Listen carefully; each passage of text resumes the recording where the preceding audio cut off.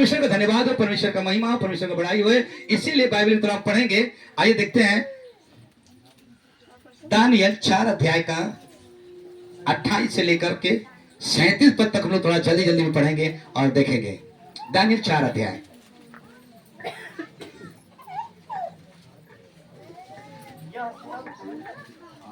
ऊंची आवाज में पढ़े तो 4 का 28।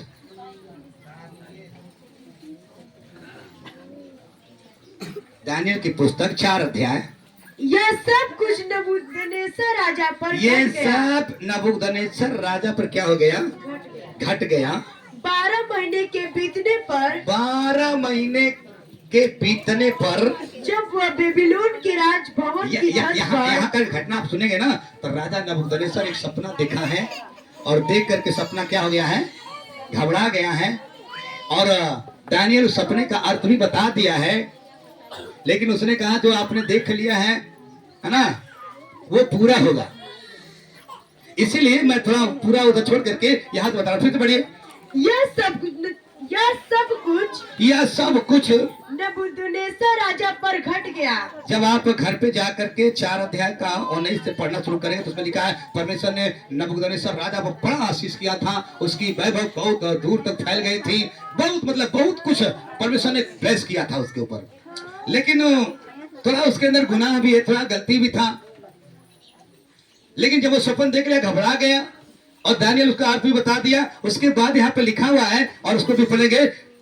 यह सब कुछ नबूकदनेस्सर राजा पर क्या हो गया? घट गया। 12 महीने के बीतने पर जब वह बेबीलोन के राजभवन के छत पर क्या कर रहा था? टहल रहा था।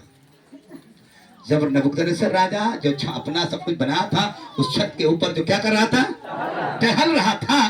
तब वो कहने लगा क्या यह बड़ा बेबीलोन नहीं है जिसे मैं ही ने क्या किया है? अपने बल और सामर्थ से अपने बल और राजनिवास होने को। इसीलिए कहा जाता है अगर परमेश्वर आपको आशीष दिया है तो उसका धन्यवाद करना है। परमेश्वर आपको बढ़ाया है तो उसका धन्यवाद करना है।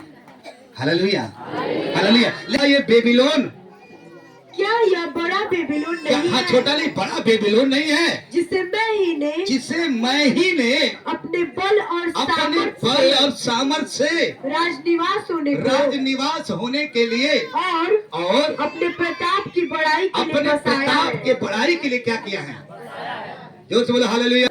आगे यह वचन राजा के मुंह से। हाँ, जब ये बात बोला और ये वचन जब अपने मुंह से बोला, ये वचन राजा के मुंह से निकलने भी नहीं पाया कि आकाशवाणी हुई। क्या हुई?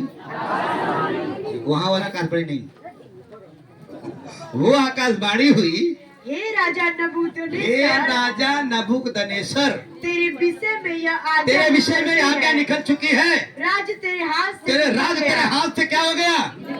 निकल गया।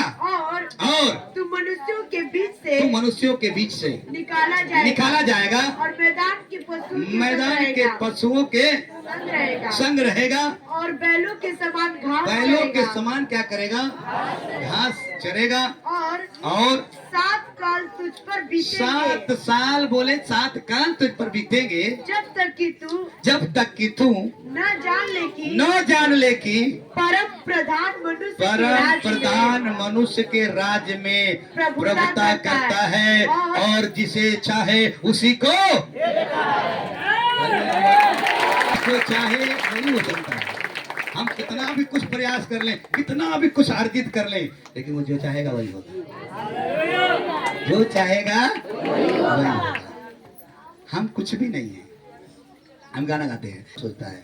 पिछली बार मैं बतला रहा था, कभी कभी कुछ लोग बोलते हैं इनका अगर चेहरा देख लेंगे तो फिर खाना नहीं मिलेगा। पिछली बार बताए थे, देख लेंगे तो खाना, उसको पनौती बोलते हैं, शायद कुछ बोलते हैं ना। ऐसे इसको चेहरा देख लेंगे तो दिन भर हमको खाना नहीं। मैं पिछली बार बताए थे। तो ये बात धीरे धीरे राजा साहब के पहुंच गया। राजा साहब के पास राजा साहब बोला ऐसी बात है क्या? इसका चेहरा देखने से खाना नहीं मिलता है? बोला हाँ राजा साहब, खाना नहीं मिलता। राजा साहब बोला उसको ठीक है, उसको हम अपने घर में रखेंगे, अपने बिस्तर में सुलाएंगे, सुबह उसी का मुंह देखेंगे। वो अपने घर में बैठाए, सुताए और सुबह उठ के उसी का मुंह देखे। और राजा साहब उस दिन इतना बिजी हो गए, शाम तक बिजी हो गए, खाना तक भी नहीं खाया। जब वो वापस आए तो बोले ये तो बात सही है इसका, जब से हम चेहरा देखे हैं दिन भर हम काम में बिजी थे, एक भोजन भी मेरे अंदर नहीं गया, अब इसको क्या करो, फांसी दे दो। अभी वो लड़का बोला राजा साहब हमारा मुंह आपने देखा तो आपको खाना नहीं मिला, लेकिन हमने आपका मुंह देखा तो हमको फांसी मिला। हमने आपका मुंह देखा तो क्या दे मिला, फांसी मिला। मेरे प्रियो मैं ये कहना चाहता हूँ, अरे परमेश्वर का अनुग्रह हर एक के ऊपर है, कोई छोटा कोई बड़ा नहीं है, सब परमेश्वर का बनाया हुआ है। कोई पनौती नहीं है, कोई पनौती नहीं है, ये आपका विचार पनौती हो सकता है, परमेश्वर सभी को बनाया है। मैं कई बार बोलता हूँ ना, किसी का जाति प्रमाण पत्र साथे नहीं जाएगा। मरने के बाद जितनी भी टाइटल हो ना, जितना भी हुई, आधार कार्ड पैन कार्ड जो भी कुछ है कार्ड सब यही रह जाएगा। जोर से बोलो हालेलुया। तमाम ऐसे होगा, लेकिन परमेश्वर ही बनाया, परमेश्वर का अनुग्रह उसके ऊपर है। वो पनौती नहीं है, पनौती आपका विचार कर दिया।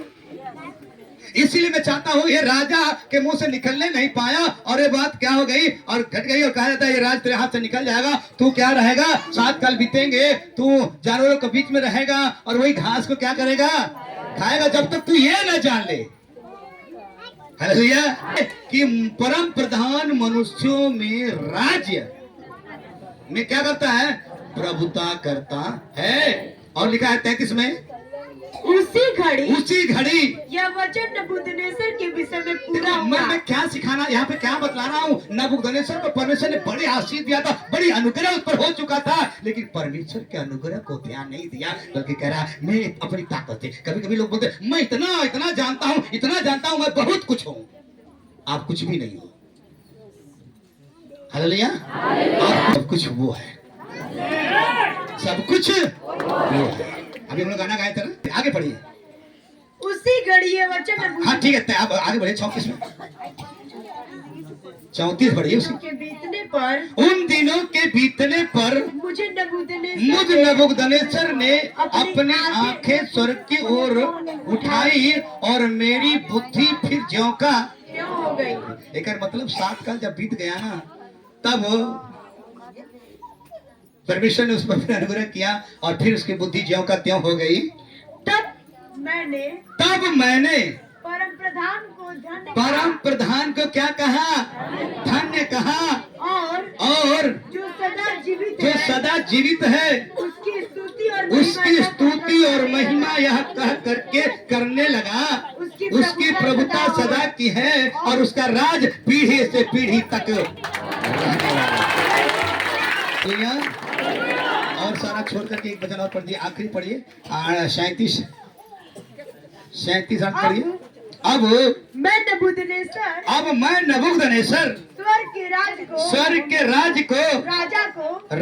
के राजा को सराहता हूँ और उसकी स्तुति और महिमा करता हूँ, क्योंकि उसके सब काम सच्चे और उसके सब व्यवहार क्या है, न्याय के हैं। और जो लोग घमंड से चलते हैं उन्हें वो नीचे करेगा, हालेलुया। एक मतलब मैं ये कहना चाहता हूँ कि परमेश्वर का अनुग्रह नबूकदनेस्सर राजा पर हुआ था, उसका राज फैल चुका था, बहुत मतलब उसका नाम था, लेकिन अपने ऊपर क्या है, वो घमंड हो गया। तमाम बातें अगर पढ़ेंगे तो उसमें लिखा वो कुछ गलतियां करता था, उसके बाद ये बात उस पर एक सपना के रूप में प्रकट हुआ और ये बातें उसके ऊपर क्या हो गई, घट गई। और जब ये घट गई, जब तक ये न जान लिया कि नहीं सच में परम प्रधान मनुष्य में क्या करता है, राज करता है। हमें भी कुछ भी नहीं हूँ, पर मैं अगर मैं यहाँ तक बढ़ाया है, यहाँ तक मुझे सिखाया है, ये परमेश्वर का अनुग्रह है। हालेलुया। अनुग्रह इसको बोला जे प्रभु तेरा अनुग्रह है कि इतना हमारा जो भी वैभव है, जो भी कुछ है, ये सब तेरी अनुग्रह के कारण है, तेरी दया के कारण है। मेरे प्रियो, आपका धन बुद्धि ज्ञान जो भी कुछ बढ़ जाए, घर द्वार जो भी फैल जाए, आप कहना प्रभु तेरा धन्यवाद, तेरी महिमा हो, तेरी बड़ाई हो प्रभु जी, क्योंकि मैं इस योग्य था नहीं तो उस योग्य बनाया। मेरे कहने का मतलब है कि वो कहता है कि आखिरी में वो खुद अपने आप को बोला है, जो घमंड से चलते हैं ना, उसको परमेश्वर क्या करता है, नीचा करता है। मेरा यीशु मसीह इसका उदाहरण है। वो घमंड से नहीं चलता था, उसके पास बहुत सारा ज्ञान था, सब कुछ वो जानता था, फिर भी क्या बन गया? क्या बन गया? हम लोग के पास अगर इतना हो जाए तो क्या हो जाएगा? नम्र को पीछे, अपने आगे हो जाए, फिर बता देंगे भैया, मौका मिलेगा तो फिर हम बता देंगे कितना हम जानते हैं। हालेलुया। चाहता हूं कि परमेश्वर का अनुग्रह आपके ऊपर हो, परमेश्वर का अनुग्रह पूरे बाइबल अनुग्रह से भरा हुआ है। पिछले बार मैं बहुत लोगों का नाम बताया था बाइबल से, और आज मैं बतला रहा हूँ, जो परमेश्वर के अनुग्रह को नहीं समझते हैं, थोड़ा घमंड में आ जाते हैं, उसको परमेश्वर क्या करता है जब समझ में आ जाता है, फिर ज्यों का त्यों कर देता है। हालेलुया। रहेंगे ना, तो बाइबल में कहानी है, दृष्टांत यीशु मसीह खुद बोलता है। पढ़िए लूका 12 अध्याय का, है ना, वहां पे भी देखिए क्या है। लूका 12 अध्याय का 16 से लेकर 21 पद, कुछ पद तक पढ़िए। उसने उनसे एक दृष्टांत हाँ, कहा, उसने यीशु मसीह ने एक दृष्टांत कहा, किसी धनवान की भूमि में किसी धनवान की भूमि में से बड़ी उपज हुई, तब वह अपने मन में विचार करने लगा। क्या करने लगा? अपने मन में विचार करने लगा, मैं क्या करूं? मैं क्या करूं? क्योंकि मेरे यहाँ जगह नहीं, जहाँ अपनी उपज इत्यादि जहाँ अपनी उपज इत्यादि रखूं।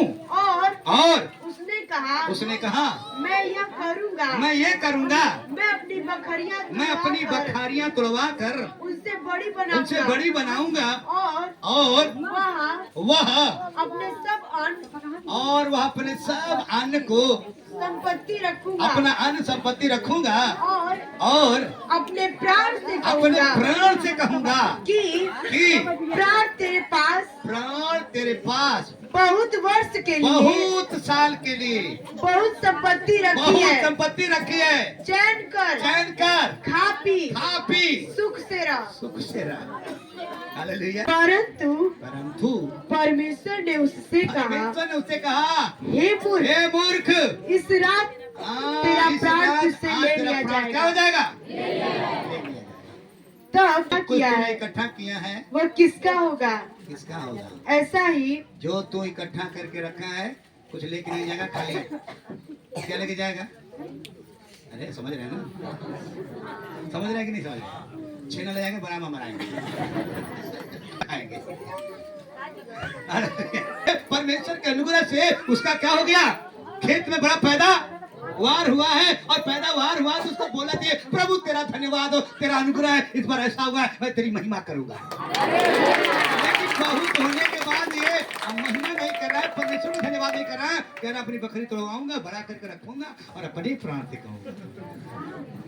वो भी दूसरे से नहीं कहूंगा, अपने प्राण से कहूंगा, प्राण चिंता मत कर, क्योंकि बहुत दिन के लिए मैं तुझे क्या कर दिया, रख लिया है। अब तू आराम से खा पी, और चाहे लॉकडाउन लग जाए, चाहे कोनो बात, कोई चिंता नहीं। कहना चाहता हूँ, परमेश्वर का अनुग्रह उसके फसल पर हुआ था, परमेश्वर को धन्यवाद करना चाहिए, परमेश्वर को धन्यवाद करना चाहिए। इसलिए आपके पास जो कुछ भी है, खाने को, पहनने को, उड़ने को, रहने को, बुद्धि समझ के जो भी है, सब परमेश्वर का अनुग्रह है। धन्यवाद करना है, परमेश्वर को बड़ाई करना है, ये करना पड़ेगा। इसलिए मैं अनुग्रह की बात कर रहा हूँ। अनुग्रह पर मैंने प्रचार नहीं किया था कभी, लेकिन मैं इसको मैंने बोला 2 दिन हो सकता है, 3 दिन, 3 साल हो सकता है, ताकि अनुग्रह के बारे में जाने। और जिस पर परमेश्वर का अनुग्रह हो गया, कितने भी बड़े तूफान आ जाए, चाहे कुछ भी हो जाए, खुदा आपको ले जाने वाला है। हालेलुया। बनारस जिले को गोद में लिए हैं, वहां पूछना, सारे रोड, सारी व्यवस्था एकदम वो है, क्योंकि गोद में लिए हैं, वहाँ सारी व्यवस्था उपलब्ध है बनारस में। लेकिन प्रभु का मैं धन्यवाद करता हूँ। कल्पना करो, जब परमेश्वर अगर आपको अनुग्रह किया है, तो सोचो आपके ऊपर क्या होगा।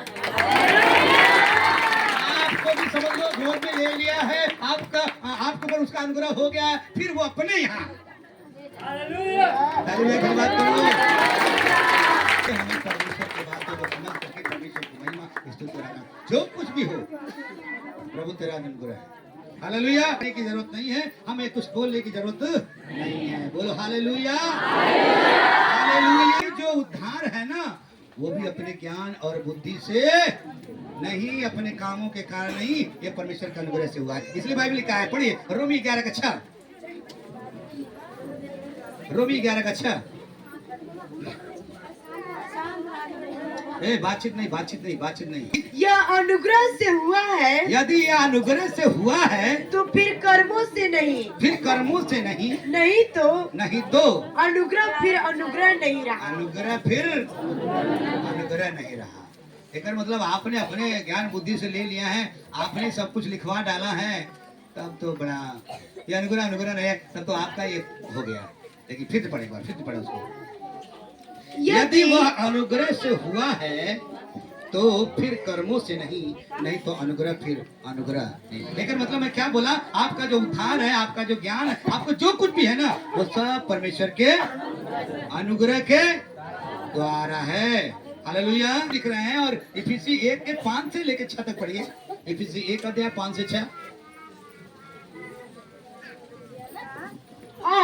और अपनी इच्छा के भले अभिप्राय के अनुसार, अब अपने इच्छा के भले प्राय के अनुसार अनुसार हमें अपने लिए पहले से ठहराया, हमें अपने लिए पहले से ठहराया कि यीशु मसीह के द्वारा, यीशु मसीह के द्वारा हम उसके लेपालक पुत्र हो, हम उसके लेपालक पुत्र हुए, कि उसके उस अनुग्रह की महिमा की उसके उस स्तुति हो, अनुग्रह के महिमा की स्तुति हो, जिसने उसने हमें प्रिय में से तुम्हें क्या किया है, दिया है। जोर से बोलिए हालेलुया। ये हमें समझना पड़ेगा, इसलिए हमें जानना पड़ेगा, इसलिए हमें समझना पड़ेगा। इसलिए पौलुस भी कहता है, उसको परमेश्वर बोला, तेरा मेरा अनुग्रह तेरे लिए काफी है।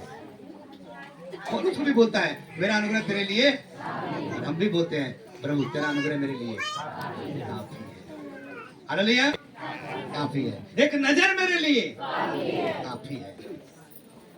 इसलिए मैं बोलना कहना चाहता हूँ कि परमेश्वर का धन्यवाद हो, परमेश्वर का महिमा हो, परमेश्वर का बड़ाई हो, उसके अनुग्रह से हुआ। तो बता करके हम विराम लेंगे। और बल बताती है कि आखिरी बात में हम समाप्त करेंगे कि परमेश्वर विश्वासियों को अपने अनुग्रह का जो दान है उसको पैदा होने से पहले दिया है।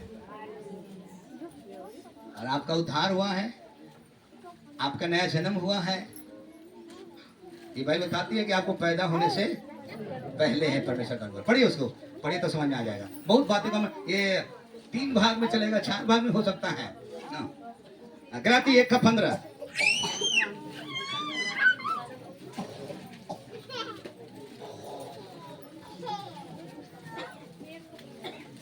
गलाती 1 का 15। परंतु परमेश्वर की जिसने मेरी माता के गर्भ से, हाँ फिर से ऐसा से, परंतु परमेश्वर की जिसने मेरी माता के गर्भ से मुझे ठहराया, के गर्भ से ही क्या किया, ठहराया, और अपने अनुग्रह से बुला लिया। अपने अनुग्रह से क्या कर लिया, अपने अनुग्रह से क्या कर लिया। इसका मतलब परमेश्वर का जो अनुग्रह आज से नहीं हुआ है, पैदा होने से पहले। इसलिए कहता है प्रभु, जिसको हम खींचे ना वो आएगा भी नहीं, और जिसको हम ऊपर लेके जाएंगे ना वो जाने वाला भी नहीं है। जोर से बोले ना, परमेश्वर का अनुग्रह हो जाए। वो चाहता है कि सबका उद्धार हो जाए, उसका अनुग्रह सभी के ऊपर हो जाए। बस हमें परमेश्वर की बातों को, परमेश्वर के जो भी विधि नियम उसको हमें मानना पड़ेगा। जोर से बोलो हालेलुया। परमेश्वर का अनुग्रह तो आपके ऊपर हो जाएगा। एक बार फिर मैंने क्या बोला कि परमेश्वर का अनुग्रह का जो ये दान हमको मिला है ना, ये पैदा होने से पहले ही था और आपको दिया गया है। एक बार बहुत सारे बाइबल में लिखा है, पैदा होने से पहले तूने मुझे चुन लिया, बुला लिया, माँ के गर्भ से ही तूने क्या कर लिया, चुन लिया। पढ़िए फिर पढ़िए। परंतु परमेश्वर की जिसने मेरी माता के गर्भ ही से मुझे ठहराया, मेरी माता के गर्भ ही से मुझे ठहराया और अपने अनुग्रह से बुला लिया। अपने अनुग्रह से क्या कर लिया, कैसे बुला लिया, तो बुला लिया। इसलिए मैंने कई बार बोला कि अनुग्रह मुक्त है। ये परमेश्वर का अनुग्रह, जो दया अनुग्रह जो हमें है वो मिला है, वो उसकी दया है, अपना ज्ञान बुद्धि से नहीं। इसलिए पैदा होने से पहले मिला है, इसलिए बाइबल बताती है, और वो अनुग्रह पूरा राज करेगा आखिरी तक। पढ़िए रोमी 5 का 21। ये सब हम आपको रोमी 5:21